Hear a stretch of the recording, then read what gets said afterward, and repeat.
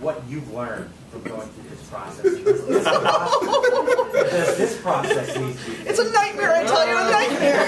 Yeah, that's a novel. You want to respond to that, Ann? You want to?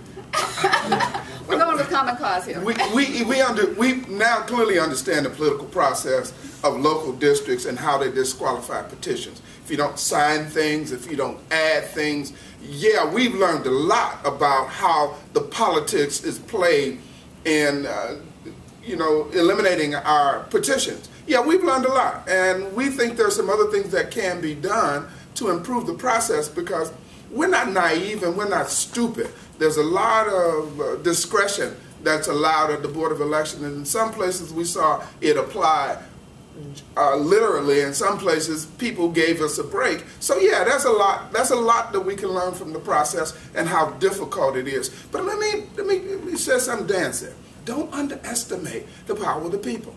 There are people up here who've been working on this thing for 11 years. They've given 11, 12, 40 years of their life. We're not going away.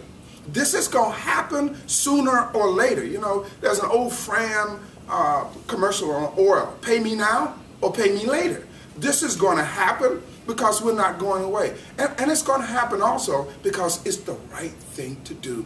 It's the right time to do it, and the people understand it.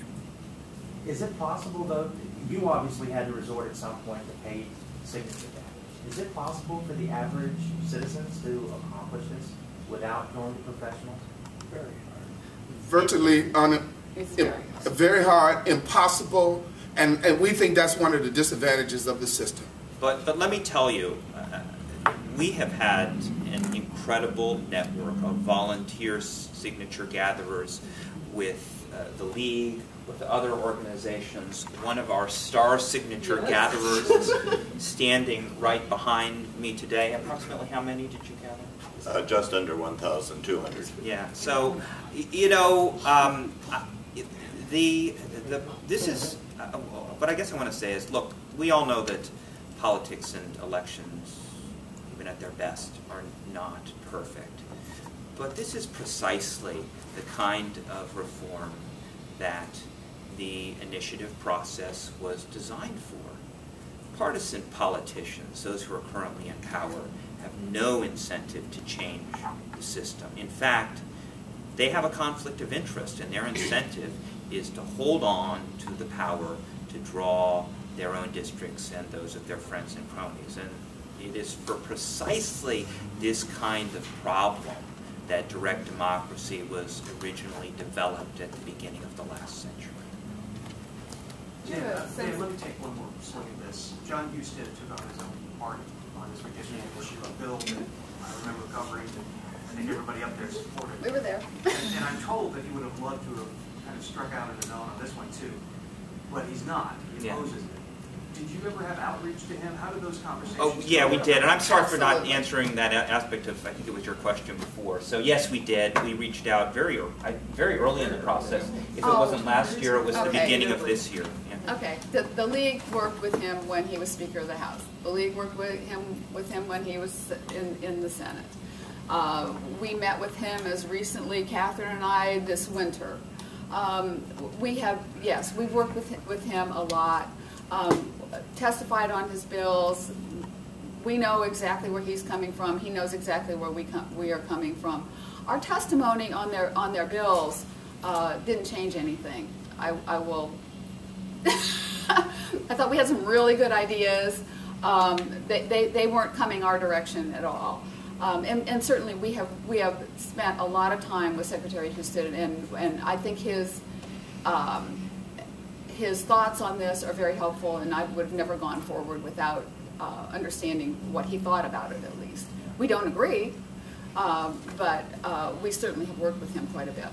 If I could add to that, we did work with him very substantially.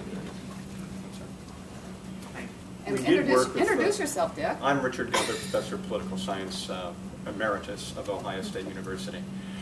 During 2010, we worked very closely with then Senator Husted to merge his Senate Joint Resolution 5 with House Joint Resolution 15, which included the criteria that are embedded in the constitutional initiative that we're proposing today. we made a lot of progress, and we saw nothing incompatible between what he was proposing and what we were proposing.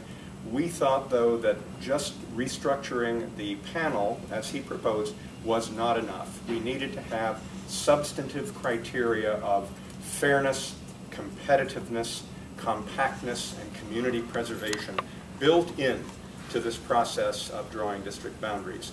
That was what we were adding to the process, and we came very, very close to reaching a bipartisan agreement on this.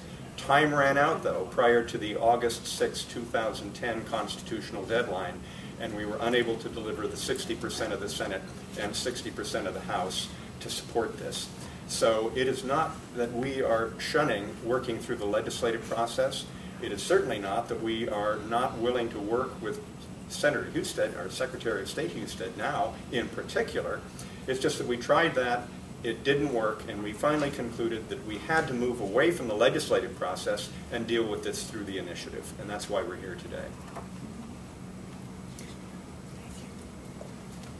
Any further questions?